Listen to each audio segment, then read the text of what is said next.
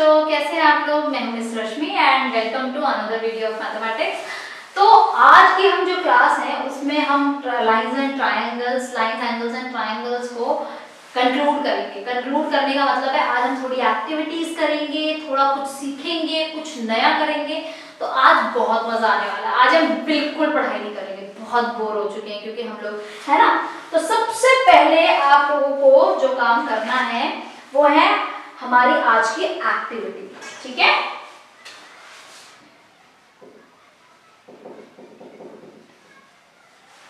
Activity के अनुसार आप क्या करेंगे, एक शीट ऑफ पेपर लेंगे और एक बैंगल को उसके ऊपर ड्रॉ करेंगे, ठीक है। आपने एक शीट लिया, मैंने आपको बोला था ना पिछली क्लास में कि आपने शीट लाना और बैंगल लाना है और इस तरीके से एक सर्कल को इस पे ड्रॉ कर लेना, ठीक है। अब अपनी टीचर की हेल्प से, खुद की हेल्प से इस सर्कल को आप कट करिए। जैसे यहाँ से आपने किया और ऐसे ऐसे cut cut cut cut cut cut करके एक सर्कल आपको मिल जाएगा। इस तरीके से एक सर्कल आपको मिल गया, ठीक है। अब आप क्या कीजिए, फोल्ड करिए इस सर्कल को 2 equal halves, again fold into 2 equal halves. Angle formed at the center is right angle triangle, ठीक है। अब आपने इसको क्या किया, इसको आपने फोल्ड किया इस तरीके से, ऐसे बीच से ऐसे फोल्ड कर लो, फिर एक और फोल्ड कर लो यहां से इसके बीच से, इन दोनों एजेस को जोड़ के। तो आपको जो फाइनल मिलेगा वो कुछ ऐसा दिखेगा। तो ये जो बना है ये एक राइट एंगल ट्रायंगल बना है, ये एक राइट एंगल बना है, सॉरी राइट एंगल बना है।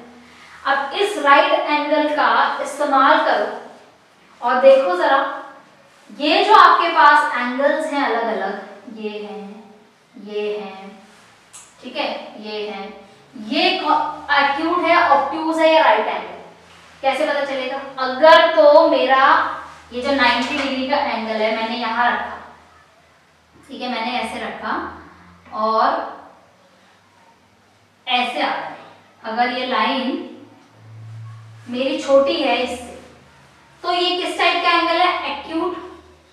अगर ये सेम चीज ऐसे पूरे के पूरे दोनों उसको कवर कर रही है तो ये क्या है, राइट एंगल।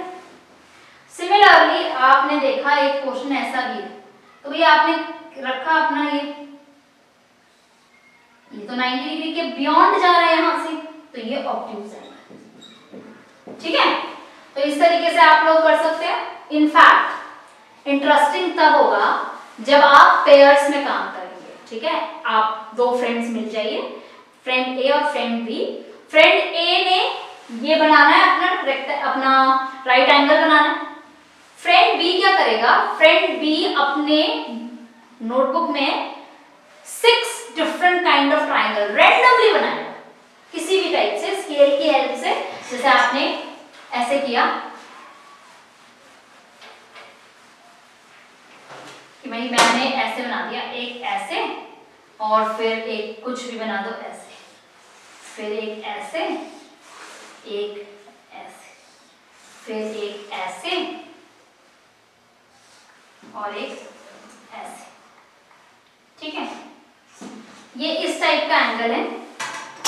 ऐसे 6 टाइप्स के एंगल्स आपने बनाए और उसके बाद आपका फ्रेंड आपको मेजर करके बताएगा कि इनमें से कौन सा एंगल एक्यूट एंगल है, कौन सा एंगल ऑब्ट्यूज एंगल है और कौन सा एंगल राइट एंगल है, ठीक है। समझ गया आप? तो इस तरीके से आपको ये बनाना है, ऑलराइट। तो ये थी आज की एक्टिविटी। अब एक काम कीजिए, आप लोग आ जाइए पेज नंबर 159 पे।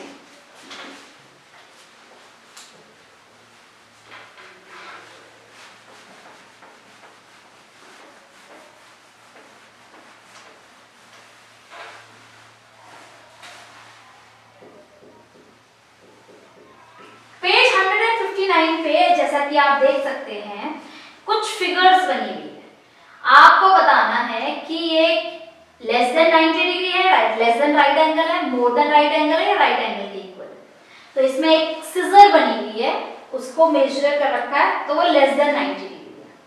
अच्छा, एक वुमेन है जिसने अपना आर्म ऐसे रखा हुआ है, ऐसे, तो आपको क्या लगता करता है, मेरा ये आर्म अगर मैं ऐसे रखूं इस तरीके से, तो क्या होगा, ये लेस देन 90 डिग्री होगा या मोर देन 90 डिग्री होगा या इक्वल टू 90 डिग्री होगा। ठीक है, आप लोग फाइंड आउट कीजिए कि ये कौन सा एंगल है। ठीक है, और फिर उसके बाद ये आप अपने आप कीजिए, दिखेगा आपको।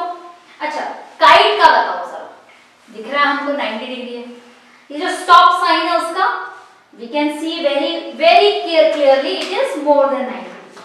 ठीक है, अब what kind of angle is made by the hand, also right the time. अब हर एक उसका आप वो देखिए, ठीक है, और उसका टाइम बताइए। अब जैसे टाइम हमने करा था पिछली बार जब हम लोग क्लास 4 में थे, तो मैंने आपको क्लॉक पढ़ना सिखाया था ना। क्लॉक में अभी देखिए, जो मेरा इस तरीके से वॉच है, यहाँ पर जो छोटी सुई है वो 7 पर है और जो बड़ी सुई है वो 5 पर है। ठीक है, तो 5 और ये 12 है। मैंने आपको समझाया था कि ये 1 है, इस तरीके से कि भाई 1 2 3 4 5 का मतलब है मल्टीप्लाई बाय 5, जितना भी है मल्टीप्लाई बाय 5, तो ये 35 हो जाएगा, 25 हो जाएगा। तो 7:25, इसका टाइम तो 7:25 है, लेकिन ये एंगल कैसा है, मुझे लगता है ये एक एक्यूट एंगल है, ये एक एक्यूट एंगल है। तो मैंने टाइम देखा, कैसे बताया। सिमिलरली अब आप देखिए बी पार्ट, इसमें जो क्लॉक का छोटा हैंड है वो 8 पर है और जो बड़ा हैंड है वो 3 पर है यहाँ। ठीक है, और इस एंगल को मेजर करना है। भाई मुझे दिख रहा है ये एंगल तो मोर देन 180 डिग्री है, वाह सॉरी, ये एंगल तो मोर देन 90 डिग्री है। This is obtuse angle. But time क्या हो रहा है, ठीक है, ये यहाँ पर 3 पर है और 3 को आपने देखा कि 3 को आपने मल्टीप्लाई करना है 5 से, तो ये 15 हो जाएगा। तो 8:15 हो रहा है टाइम इज 8:15। ठीक है, सिमिलरली बाकी के पार्ट्स आप लोग खुद ट्राई करिए। अगर 12 पर है तो उतना 10 o'clock करके लिखेंगे आप, बाकी सब में मल्टीप्लाई बाय 5 करेंगे, जो भी नंबर है, बड़ी सुई जिस भी नंबर पर है उसको मल्टीप्लाई बाय 5 करेंगे। Good enough. ठीक है, अब आप देखिए क्वेश्चन नंबर 1 पेज 160 का स्क्रैच योर ब्रेन। इसके अंदर count the number of triangles in the figure, how many are these right angle. ये मैं आपके लिए फिगर बना देती हूँ। वैसे तो आप ये बुक में ही कर सकते हैं, ठीक है, लेकिन मैं आपको एक चीज समझाना चाह रही हूँ कि जितना है उससे ज्यादा ट्रायंगल्स है इसके अंदर, जितना दिख रहा है उससे ज्यादा ट्रायंगल्स हैं इसके अंदर। कैसे, देख लेते हैं।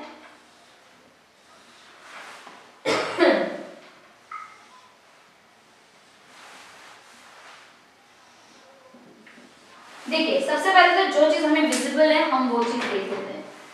ठीक है, सबसे पहला ये बड़ा, ये वाले ट्रायंगल्स काउंट करते हैं, 1 2 3 4 5 6 7 and 8। Okay, now see this is also a triangle, 9 10 11 and 12, 9 10 11 and 12, तो 12 ट्रायंगल्स तो ये हो गए। ओके, नाउ सी 13 14 15, ठीक है, 16 17 ट्रायंगल्स। तो मेरे हिसाब से इसमें है 17 ट्रायंगल्स, मेरे हिसाब से इसमें 17 ट्रायंगल्स। और आपके हिसाब से कितने ट्रायंगल्स हैं आप फाइंड आउट कीजिए और मुझे बताइए। मेरे हिसाब से इसमें 17 ट्रायंगल्स हैं। तो डियर कैट्स, प्लीज सी कि बच्चों को इसका आंसर समझ में आए। Okay, now next is the angle found between two consecutive number on the clock is 30 degree. Using this information find the angles. अच्छा, दो नंबर्स के बीच में जो है वो 30 डिग्री का एंगल होता है, ठीक है, 30 डिग्री का एंगल है, मतलब समझो इसका। तो ये घड़ी है, यहाँ पर 12 है, यहाँ पे 1 है, यहाँ पे 2 है, यहाँ 3, ठीक है, यहाँ 4 5 6 7 8 9 10 11। इन दोनों के बीच का जो एंगल है ये 30 डिग्री, ये 30 डिग्री बोल रहा है इसको, ठीक है। अब फर्स्ट केस में देखो 2 पर है, तो कितने डिग्री इसका एंगल है, दिस इज 60 डिग्री, 30 प्लस 30। अब देखिए केस है फॉर 6 o'clock वाला केस, तो ये जैसे बना हुआ है, ठीक है, ये बना हुआ है 12 पे और ये 6 पे, और ये एंगल आपको बताना है। तो अगर आप 6 into 30 करते हैं तो 180 डिग्री आता है, तो इनके बीच में 180 डिग्री का एंगल है, और 180 डिग्री का एंगल मतलब कौन सा टाइप का एंगल हुआ ये, स्ट्रेट एंगल, स्ट्रेट एंगल, ठीक है, 180 का मतलब है स्ट्रेट एंगल, करेक्ट। बाकी के दोनों पार्ट्स आप लोग खुद ट्राई कीजिए, ठीक है, आई होप सबको इजीली समझ में आ जाएगा। ऑलराइट, अब मैं आप लोगों को टर्न्स बताऊंगी। टर्न्स क्यों इंपॉर्टेंट है, बेसिकली जब आप बड़े हो जाएंगे तो क्वांट एनालिसिस करके आप लोग पढ़ेंगे, कॉम्पिटिटिव एग्जाम्स में भी आप लोग इसके बारे में पढ़ेंगे, तो इसीलिए टर्निंग, इनफैक्ट आपकी जनरल विजुअलाइजेशन के लिए भी turning of figure in a plane is very important. तो वो समझने के लिए सबसे पहले मैं आपको एक क्वाड्रेंट प्लेन समझाना चाहूंगी कि क्या होता है क्वाड्रेंट प्लेन।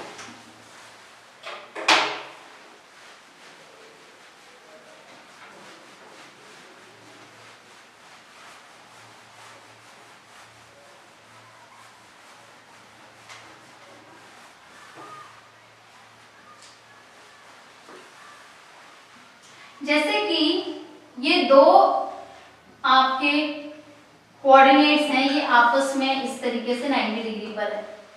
अगर मैं एक सर्कल लूं तो इन सर्कल का जो 1/4 1/4 1/4 पार्ट है वो आपका क्वाड्रेंट कहलाता है, ठीक है।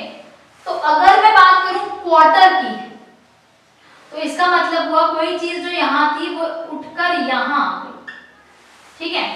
तो अगर मेरे पास एक ऐसा ट्रायंगल है जिसका एक पॉइंट पर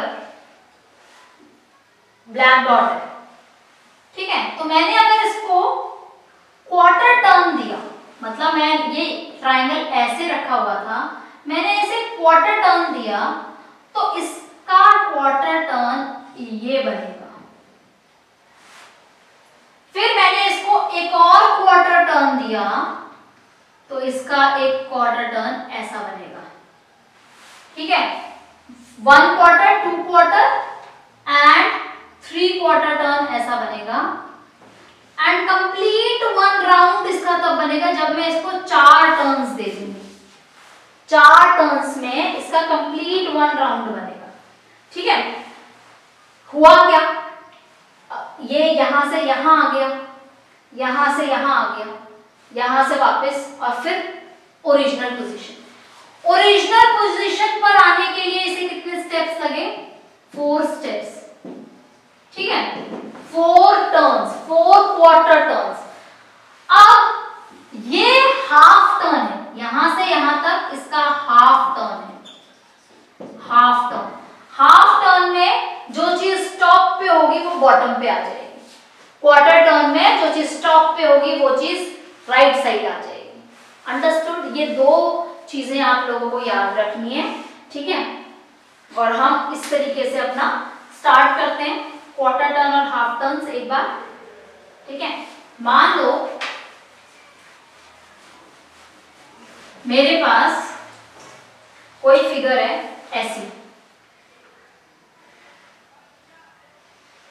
इसका क्वार्टर टर्न मैं बता रही हूं कितना है, ये होगा इसका क्वार्टर टर्न, और इसका हाफ टर्न क्या हो जाएगा,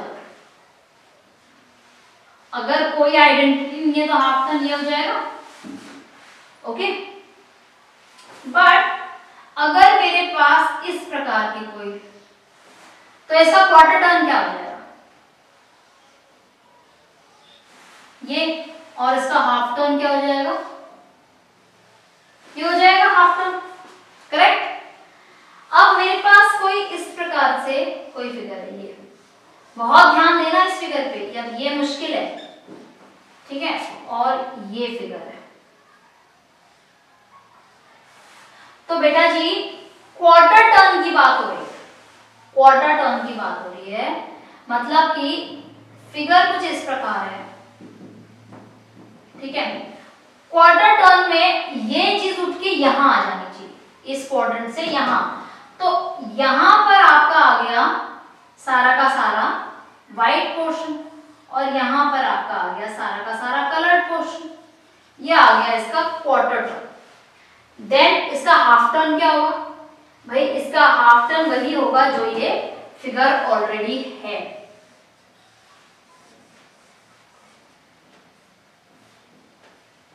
जो ये फिगर ऑलरेडी है, that is the half turn, okay, understood.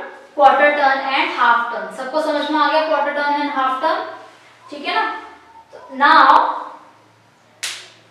सी एक लास्ट बचा हुआ है, ये आप लोग खुद से करना। अच्छा, सर्कल का, क्योंकि because circle is symmetrical at every point, ठीक है, तो इसका क्वार्टर टर्न भी वही होगा, इसका हाफ टर्न भी वही होगा, इसका ओरिजिनल भी। तो ये इनके क्वार्टर टर्न और हाफ टर्न। अच्छा, सर्कल्स हमारा जो है वो थ्रू आउट सेम रहता है, इसलिए उसका कोई क्वार्टर टर्न या उसका हाफ टर्न जो है वो डिफरेंट नहीं होगा, वो सेम ही रहेगा। आप मुझे ये बताइए कि क्या इक्विलेटरल ट्रायंगल के साथ भी ऐसा ही है? सोचो और मुझे बताओ, क्या इक्विलेटरल ट्रायंगल का क्वार्टर टर्न और हाफ टर्न सेम रहेगा? ठीक है, मुझे जरूर बताना इसका आंसर।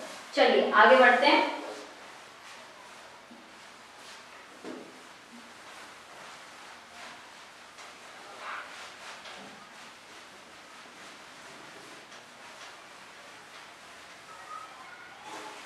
अब हम जो करने जा रहे हैं वो है triangular and square number, triangular numbers. ठीक है भाई, ट्रायंगुलर नंबर्स वो नंबर्स होते हैं जिनको आप अरेंज अगर करें एक एक करके तो एक ट्रायंगल फॉर्म। कैसे?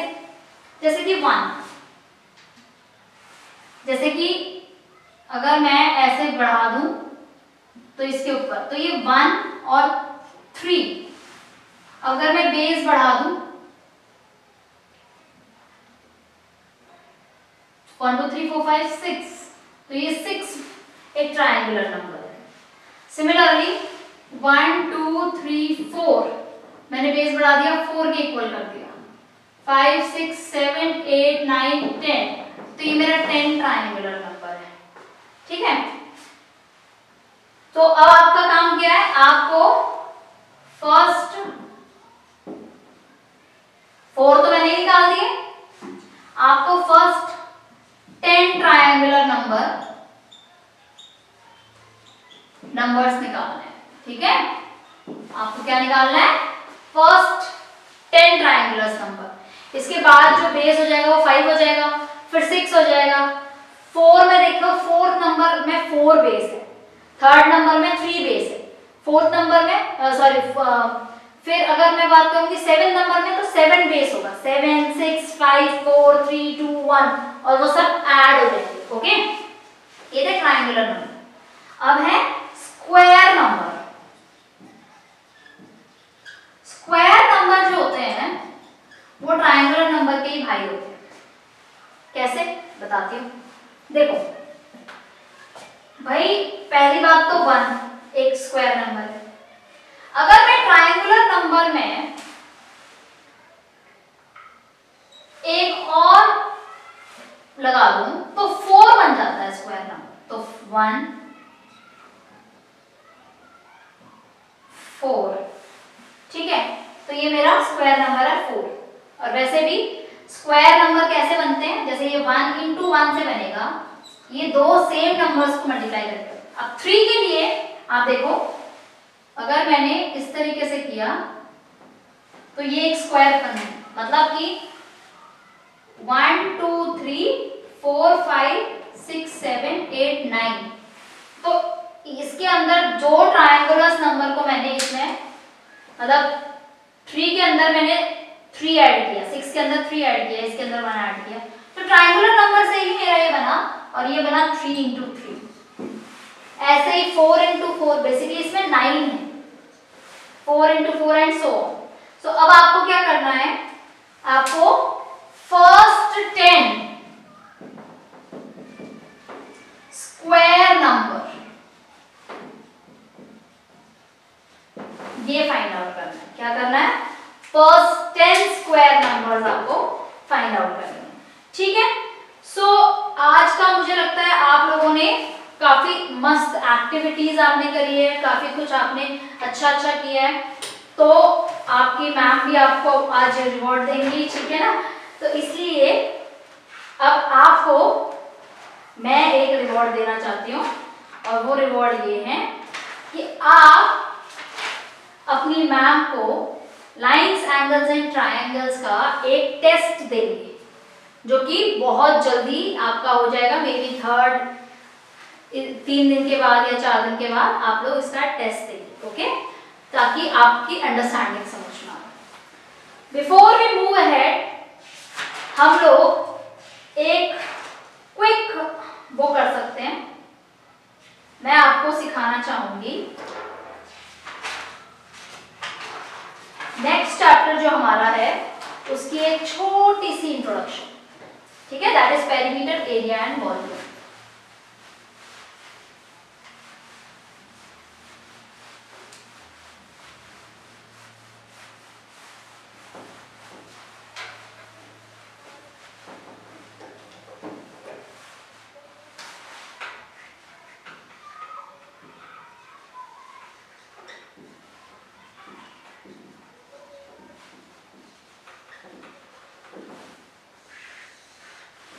जो मेरा पेरीमीटर, एरिया एंड वॉल्यूम है, ये चैप्टर हम लोगों ने बचपन में भी पढ़ा था।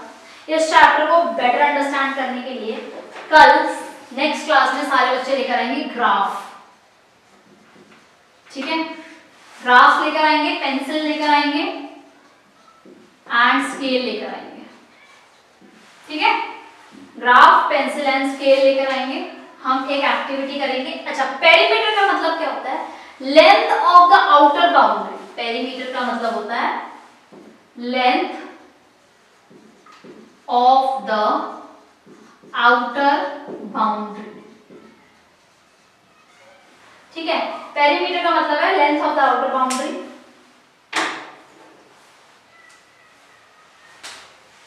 एंड एरिया जो होता है, एरिया का मतलब होता है basically surface covered by a plane. Area is surface covered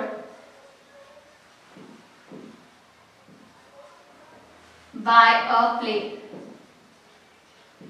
वहीं तक वॉल्यूम होता है हमारा अमाउंट ऑफ एयर ट्रैप। ये बेसिकली 3 डायमेंशनल फिगर्स के लिए होता है, जैसे कि आपका ग्लास है, वो एक 3 डायमेंशनल फिगर है, उसके अंदर हाइट भी होती है, सिर्फ लेंथ और ब्रेड्थ नहीं होती, उसमें हाइट भी होती है। तो ऐसे फिगर्स जिसके अंदर हाइट भी होती है वो सब हमारे किस में आते हैं, वो 3 डायमेंशनल फिगर्स में आते हैं। तो before we start this chapter I would quickly revise 3D figures with you, जो हमने पिछली बार भी करे थे, एक बार वो देख लीजिए।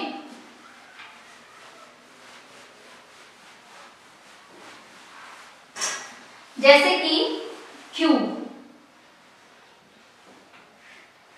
क्यूब एक ऐसा 3 डायमेंशनल फिगर होती है जिसके सारे साइड्स इक्वल होते हैं ए के। क्यूबॉइड जिसमें 3 डायमेंशंस होती हैं, लेंथ, ब्रेड्थ एंड हाइट।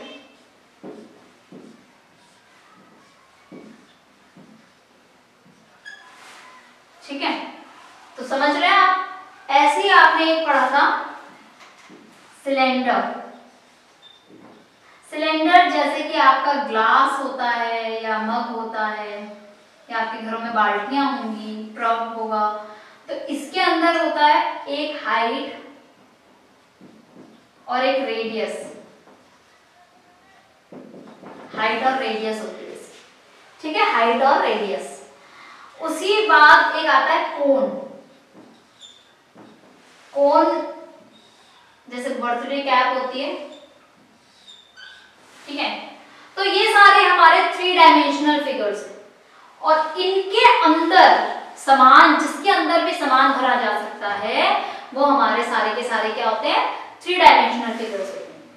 तो आप लोगों को ये समझना है कि अगर हम बात कर रहे हैं सरफेस और एरिया की, पेरीमीटर और एरिया की, तब हम बात कर रहे हैं पेरीमीटर और एरिया मींस 2D फिगर्स, जैसे कि square, rectangle, triangle and so on, ठीक है। और जब हम बात कर रहे हैं वॉल्यूम की, तो मतलब कि 3D फिगर, जैसे कि cube, cuboid, cylinder, cone and so, ठीक है। तो अपनी अगली क्लास के लिए बिल्कुल रेडी रहिएगा ग्राफ पेपर्स के साथ, कलर्स के साथ, और हम बहुत अच्छी कुछ एक्टिविटी करने वाले हैं कलर्स और ग्राफ पेपर्स के साथ, ठीक है। तो मिलते हैं अपनी अगली क्लास में, तब तक के लिए बाय बाय।